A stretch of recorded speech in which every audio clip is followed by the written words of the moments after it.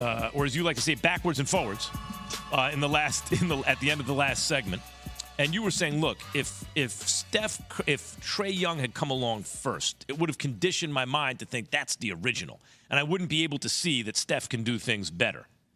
But that argument makes me think that what's implicit, what's underlying that argument seems to be that it's built on the premise that there is no objective better than, that it's all totally subjective.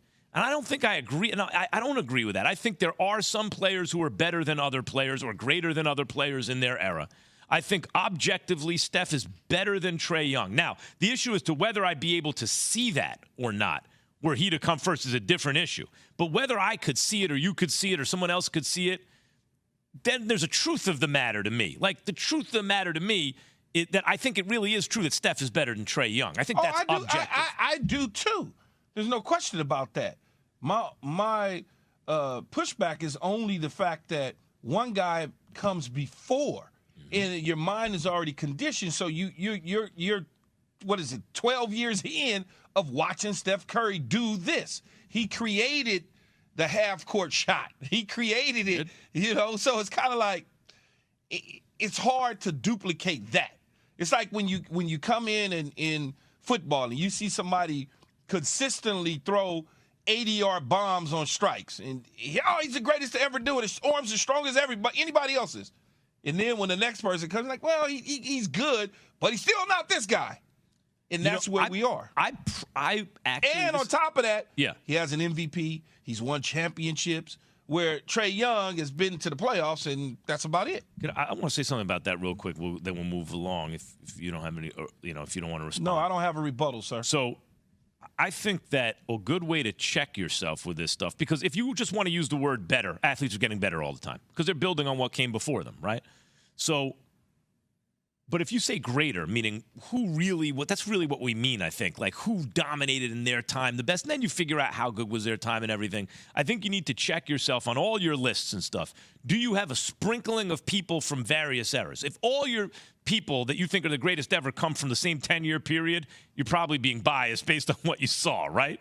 But I do think that when someone comes along that I just think is greater or better, I'll say it. I think Tom Brady proved that he's the greatest quarterback of all time. I grew up watching Joe Montana, right? And I think there's a case for Montana. I think because of Brady's longevity, there's a better case for him.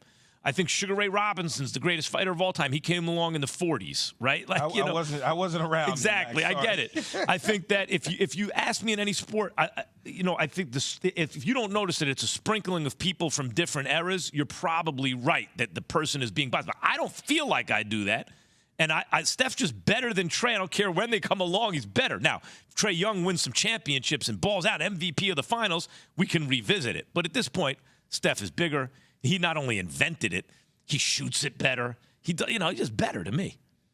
Okay. I said I didn't have a rebuttal. Elvis in Boston, Mike. What's up, Elvis?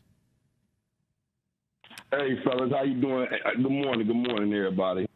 Keyshawn and Max. Listen, Max, stop looking Keyshawn in the eye, telling them you can't look at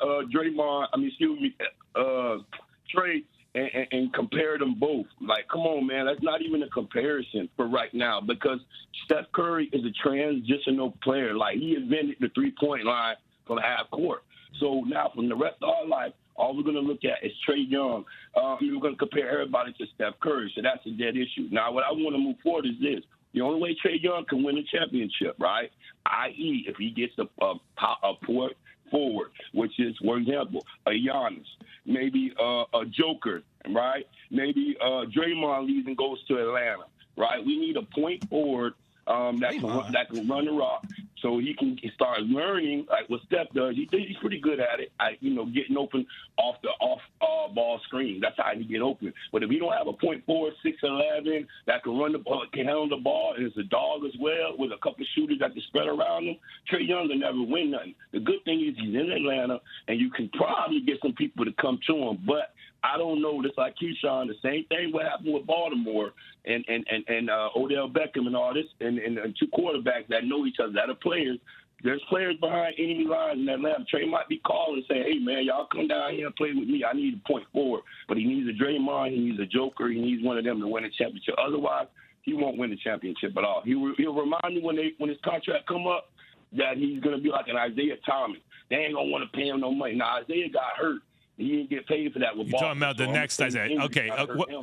You just fade Elvis out. Listen, hold on. Gates. Fade him out like at the end of a song. Oh, my God. Just kept going. Just fade him nice. $250 million. It's like the end of a song, right, Key? You just fade him right. He's still going. It's like an interlude. It's unbelievable. Elvis was going right there. Look, first of all, nobody's giving up a Giannis. It's just not, you got to draft Giannis. You got to draft that dude. And in my prediction, he ain't never leaving Milwaukee. That's just my prediction. Maybe not, but dude's winning a championship there. Come on, man. He's getting ready to probably fight to win another one. He probably could win another one very soon here. So why would you leave? You win a championship after championship. You got the key to this town, the city. Like, there's nothing there. In terms of, like, Draymond, I mean, yeah, Draymond cool, but that ain't – I don't think that Trae Young getting a Draymond Green is going to win a championship. Elvis made everyone's point. We had like 5 people on the line. He was just going to keep going until he made all the points for all 5 people. Here's the question. Which player can flip the script? Who can change the narrative about their careers most in these playoffs? Is it someone like, say, James Harden? If he wins a championship, because he's the guy who's got to get Embiid the ball. I know Tyrese Maxey and everything, but what if James Harden balls out of control and they win a championship? Could you imagine the guy, he can't win under pressure? What we think. What if Russell Westbrook leads the Clippers of all teams to a championship? How would we think about him? How about a guy like Kevin Durant? What if he folds to the Warriors? I'm saying change the narrative, good or bad, right? Who has a chance to change? But then again, what if KD slays the Warriors and it's like, I can't win without Steph? Watch this. When you say James Harden, because there's 3 guys on that team, a coach and 2 players, that's under tremendous stress. I don't want to say pressure. Stress to win a championship. Embiid, Harden, and Doc. Yeah, so it's like his is not the long ranger. So when you say the Phoenix Suns, CP3, he's not under pressure to win one. It would be great for us as fans to see him do it. He's at the end of the road, and he's not the main guy, and no pressure on the Booker because he's still a teenager. So KD is a little bit of pressure because he hadn't done it without the Golden State Warriors. So when you start to look at it, like for me, I look at the Joker in Denver, right? Last time we saw him in a situation that made sense, he didn't play so well in the bubble. That's a great choice. In the playoffs, he's winning MVPs. He's always in the MVP conversation. And to me, MVPs, unless you're like a Westbrook that just doing it all by yourself as a long ranger doesn't have anything. When you're an MVP of a league, man, your team's supposed to be at the top damn near every year. So Jokic. And I'm talking about the top in the playoffs, not the regular season record. Jokic is an example that Key gave just now of the player who can who can change the narrative about him the most in these upcoming playoffs. What do you think? I'll give you my answer on the other side of this. 888-SAY-ESPN, 888-729-3776, KJM. A lot of hoops coming up Tuesday with Greeny here on ESPN Radio. Play-in tournament begins Tuesday night. My Ballot postseason awards were due